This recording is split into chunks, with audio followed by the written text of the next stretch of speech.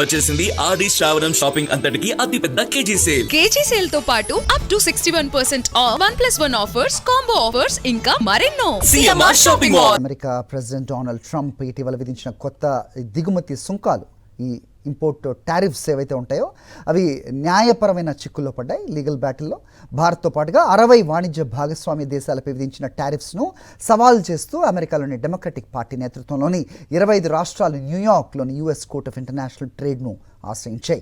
Trump ప్రభుత్వం తన చట్టబద్ధమైన అధికారాలను మించి వ్యవహరిస్తోందని పిటిషన్లో ఆరోపించాయి.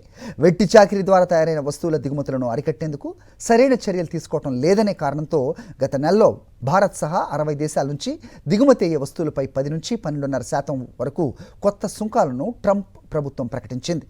ఈ టారిఫ్ల వల్ల వినియోగదారులు, వ్యాపారాలపై అదనపు భారం పడుతుందని 25 రాష్ట్రాలు తమ పిటిషన్లో పేర్కొన్నాయి. గతంలో కూడా ట్రంప్ విధించిన పలు సుంకాల నిర్ణయాలు అమెరికా కోర్టుల్లో చట్టపరమైన సవాళ్లను ఎదుర్కొన్న విషయం తెలిసిందే. తాజాగా నమోదైన ఈ కేసు ట్రంప్ వాణిజ్య విధానాలకు మరో కీలక పరీక్షగా మారింది. ప్రారంభంలో భారత్పై 12.5% టారిఫ్ను ప్రతిపాదించినప్పటికీ వెట్టి చాకిరీ నిరోధక చర్యలను భారత్ బలోపేతం చేయడంతో దాన్ని 10%కి తగ్గించారు. మరిన్ని అప్డేట్స్ కోసం ఛానల్ ను సబ్స్క్రైబ్ చేయండి. నోటిఫికేషన్స్ కోసం బెల్ ఐకాన్ పై క్లిక్ చేయండి.